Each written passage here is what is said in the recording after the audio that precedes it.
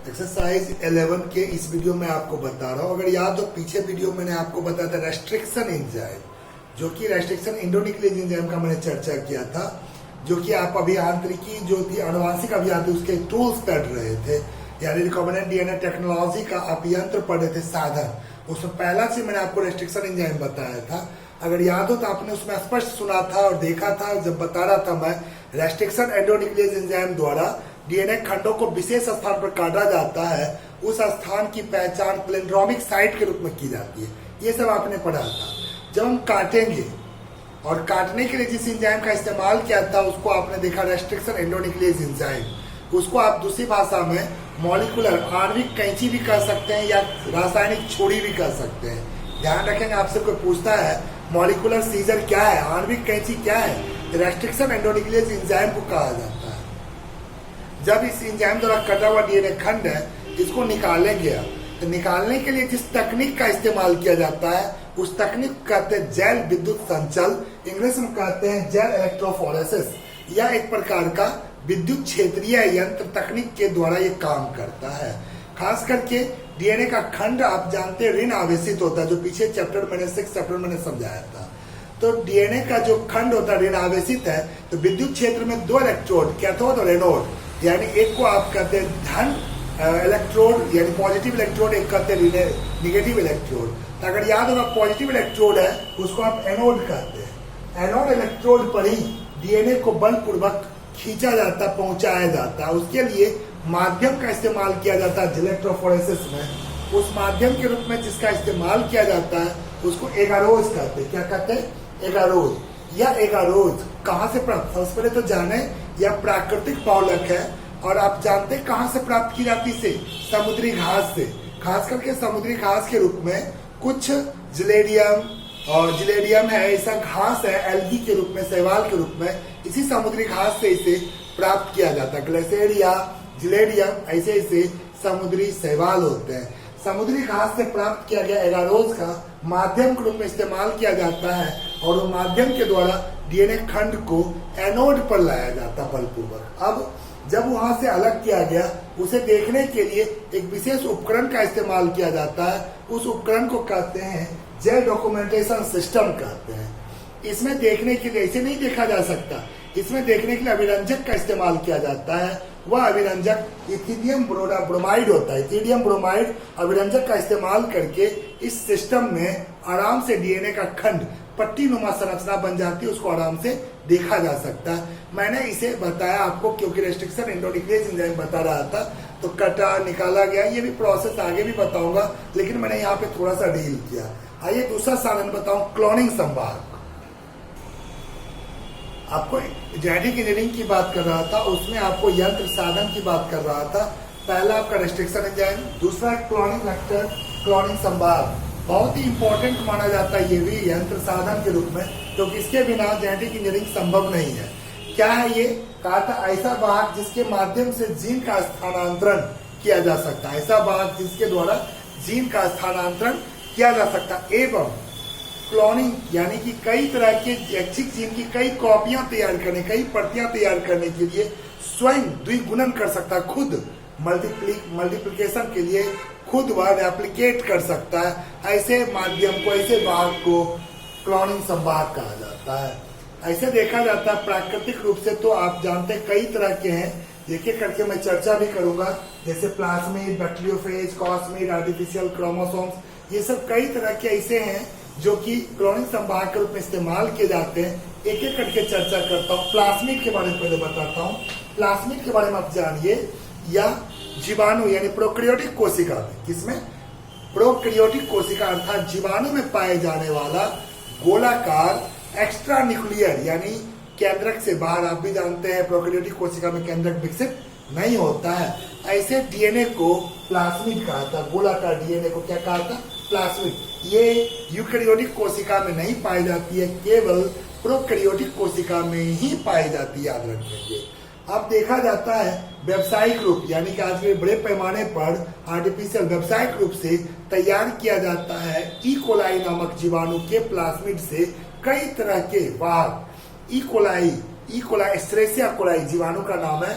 इसके प्राकृतिक प्लाज्मिड से कई तरह की और भी संरचनाएं विकसित की जाती है, जिसमें कि दो महत्वपूर्ण है PBr322, PUC10, P for plasmid, B for Bolivar, R for Rodriguez.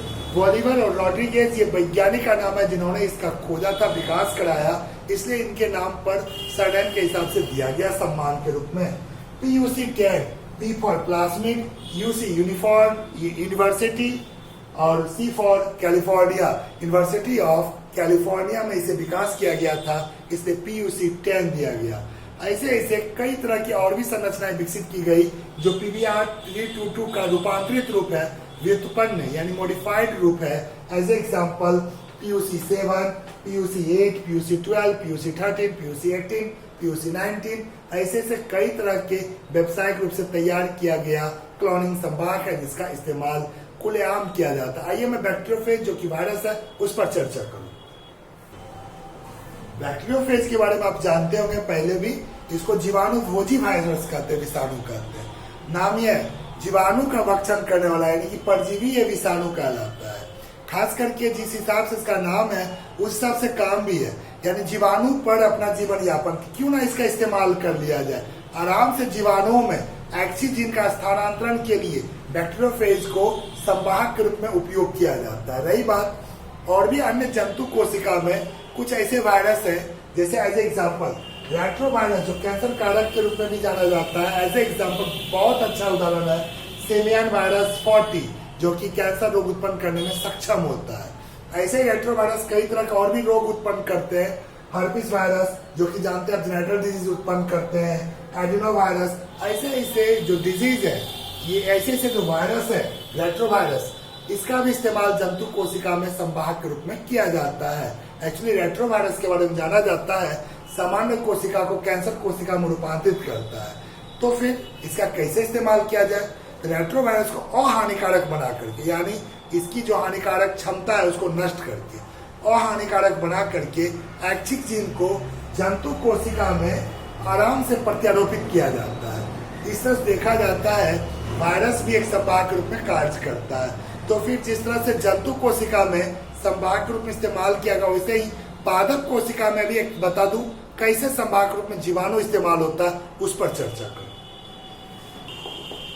जंतु के बारे में मैंने बताया संवाहक के रूप में क्या इस्तेमाल होता है, तो वैसे ही पौधा, एक जीवाणु का नाम मैंने यहाँ पे दिया एग्रोबैक्टीरियम ट्यूमिफेसियस।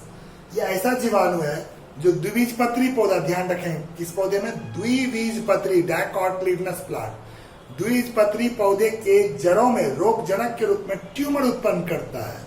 ट्यूमर उत्पन्न करने की क्षमता इसमें टीआई प्लाज्मिड के कारण होता है। टीआई ट्यूमिफेसियस के आधार पर नाम दिया गया। प्लाज्मिड आप भी जानते हैं जीवाणु में वृत्ताकार गोलाकार डीएनए होता है और ये टीआई प्लाज्मिड में टीडीएनए होता है। यह टीडीएनए जो रूपांतरित कोशिकाएं होती है उसमें हार्मोनल डिस्टर्बेंस उत्पन्न करता है, जिससे गांठ जैसा संरचना उत्पन्न होता है, उसी को ट्यूमर कहा जाता है। कहा जाता है इसके बारे में टीआई प्लाज्मिड के को अहानिकारक बनाकर, यानी कि उसके जो जीन को निष्क्रिय करके उसे विजातीय जीन के स्थानांतरण के लिए संवाहक के रूप में इस्तेमाल किया जाता है। और इसलिए कभी कभी क्वेश्चन पूछा जाता है एग्रोबैक्टीरियम को प्राकृतिक संवाहक क्यों कहा जाता है? एग्रोबैक्टीरियम प्राकृतिक संवाहक के रूप में इस्तेमाल होता है क्योंकि यह पेड़ पौधे के लिए अच्छा संवाहक होता है। द्विबीजपत्री पौधे में ये रोगजनक के रूप में पाया जाता है। इसे अहानिकारक बना करके ऐच्छिक जीनों का स्थानांतरण किया जा सकता है। अर्थात आप ऐसे भी कर सकते हैं एग्रोबैक्टीरियम को प्राकृतिक संवाहक के रूप में प्रयुक्त कर कीटरोधी अथवा पीड़करोधी जीन को ऐच्छिक पौधे में स्थानांतरित किया जा सकता है। इस तरह से मैंने आपको जंतु कोशिका और पादप कोशिका दोनों में अलग अलग संवाहक का इस्तेमाल बताया। आइए मैं कॉस्मिड का चर्चा करूं। कॉस्मिड का चर्चा करूं, ये भी एक प्रकार का संवाहक है, क्लोनिंग वेक्टर है। कॉस्मिड है क्या? तो आप जानते हैं बैक्टीरियल प्लाज्मिड। बैक्टीरियल प्लाज्मिड के साथ बैक्टीरियोफेज, जिसका एक एग्जाम्पल दिया लैम्ब्डाफेज, इसके डीएनए को जब एक साथ संयुग्मित किया जाता है, वह जो बना संरचना होता है उसको कहते हैं कॉस्मिड। और यह कॉस्मिड संवाहक के रूप में जेनेटिक इंजीनियरिंग में भी कार्य करता है और अच्छा इसका इस्तेमाल किया जाता है। ऐसे ही और भी क्लोनिंग संवाहक का चर्चा करूं, आर्टिफिशियल क्रोमोसोम्स। अनेक तरह के आर्टिफिशियल क्रोमोसोम्स को तैयार किया जाता है और उसे संवाहक के रूप में आसानी से इस्तेमाल किया जाता है। आप देख रहे हैं यहाँ पर भी कुछ एग्जाम्पल दिया, BAC अर्थात बैक्टीरियल आर्टिफिशियल क्रोमोसोम यानी बैक्टीरिया का कृत्रिम गुणसूत्र। दूसरा YAC yeast artificial chromosome, east जो कवक का रूप है, ईस्ट का आर्टिफिशियल क्रोमोसोम। तीसरा MAC मैमेलियन आर्टिफिशियल क्रोमोसोम, स्तनधारियों का भी कृत्रिम गुणसूत्र का इस्तेमाल संवाहक के रूप में किया जाता है।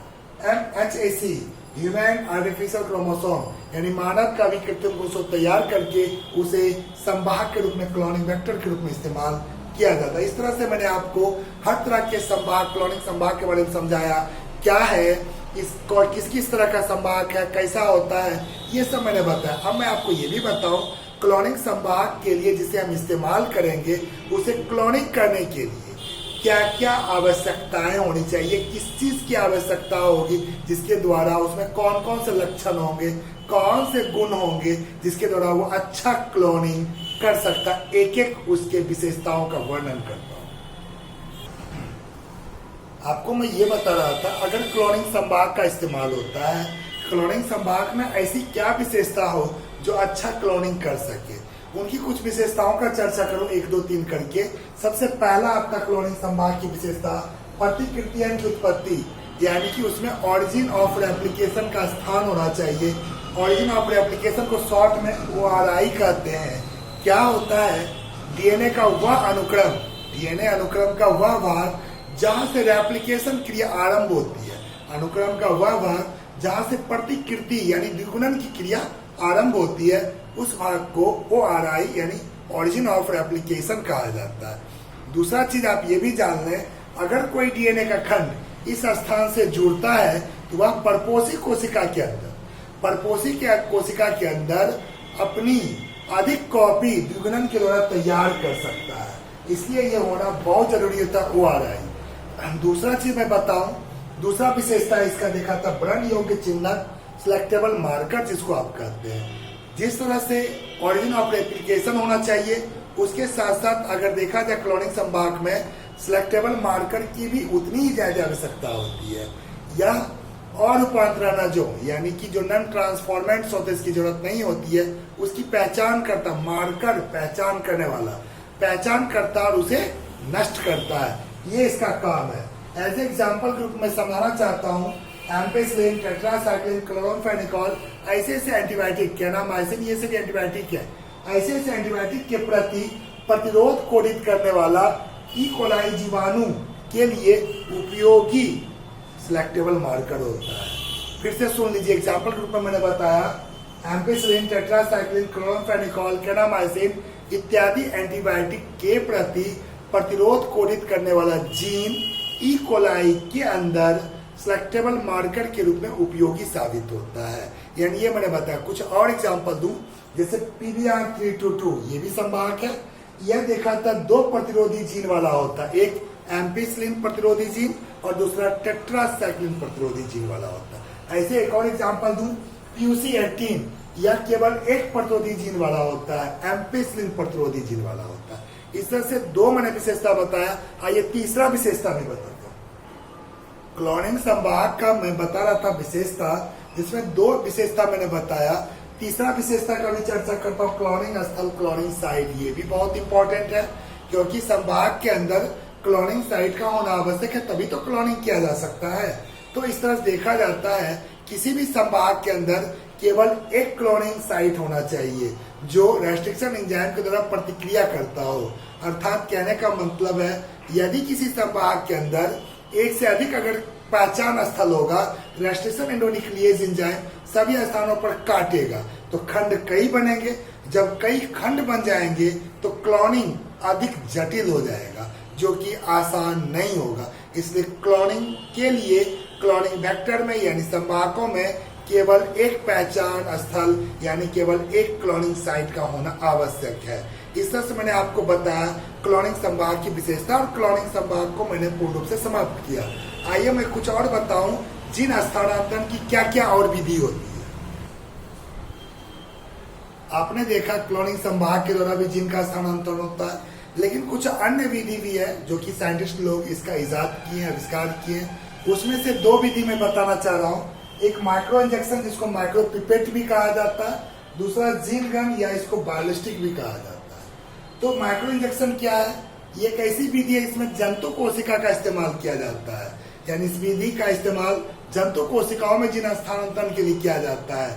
इस विधि में रिकॉम्बिनेंट डीएनए अणु को सीधे जंतु कोशिका के केंद्रक के अंदर इंजेक्ट किया जाता है। इस विधि को माइक्रोपिपेट कहा जाता है। दूसरा है जीन गन या बायोलिस्टिक या पादप कोशिकाओं में इस्तेमाल होता है। ये विधि खासकर इस विधि में देखा जाता है स्वर्ण का कणों या टंगस्टन के द्वारा आवृत डीएनए का जो आवरण इस पर होता है उसे पादप कोशिकाओं के अंदर तेजी से बल लगाकर उसे बमबारी किया जाता है और इस तरीके से जीन स्थानांतरण होती है।